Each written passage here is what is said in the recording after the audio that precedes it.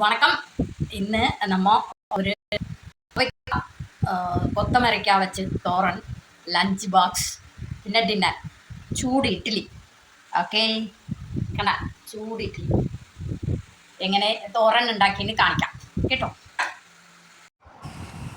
5-6 കോവയ്ക്കാവും കുറച്ച് കൊത്തമരയ്ക്കയാണ് എടുക്കണേ.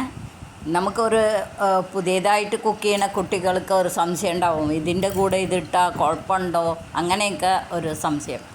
നമ്മൾ തോരൻ വയ്ക്കുമ്പോൾ 1-2 പച്ചക്കറികൾ കുറച്ചേ ഉള്ളൂ എന്ന് വെച്ചാൽ അതൊക്കെ ഒരുമിച്ചിടാം, നല്ല ടേസ്റ്റ് ഉണ്ടാവും കേട്ടോ. പിന്നെ തോരനായാൽ നമ്മൾ കുറച്ചേ വെള്ളം ഒഴിക്കാൻ പാടുള്ളൂ.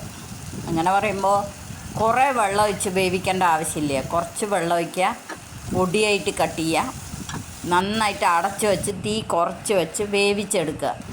അപ്പോൾ നല്ല സ്വാദുണ്ടാവും, നല്ല ടേസ്റ്റായിരിക്കും കേട്ടോ. നന്നായിട്ട് ഈ കൊത്തമരങ്ങ എന്ന് പറയുന്ന സാധനത്തിന് ഒരു ചെറു മധുരം ഉണ്ടാവും. അതും കോവയ്ക്കായും കൂടി കൂടുമ്പോൾ അടിപൊളി ടേസ്റ്റായിരുന്നു. പിന്നെ ഇന്ന് സാമ്പാർ, ഉരുളക്കിഴങ്ങ് ഉപ്പേരിയും, പിന്നെ രാവിലെ എടുത്തില്ല വീഡിയോ, അതാണ് ഡിന്നർ ഇഡ്ഡലി, ഉച്ചയ്ക്കുള്ള സാമ്പാറും നാളികേരം ചട്നിയും. ഓക്കെ, ഇന്ന് അങ്ങനെ നമ്മുടെ കുക്കിംഗ് കഴിഞ്ഞു. ഇതുപോലെ നമുക്ക് ഓരോ തോരൻ ഉപ്പേരി എങ്ങനെ ഉണ്ടാക്കാമെന്നുള്ളതൊക്കെ ഞാൻ കാണിച്ചു തരാം കേട്ടോ.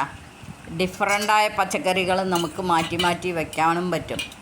ഞാൻ ഇനി അടുത്തുള്ള വീഡിയോസുകളിൽ തോരനോ ഉപ്പേരിയോ അതിൻ്റെയൊക്കെ ഡിഫറൻ്റൊക്കെ കാണിച്ചു തരാം. ഓക്കെ, ഇന്ന് ഇത്രയേ ഉള്ളൂ.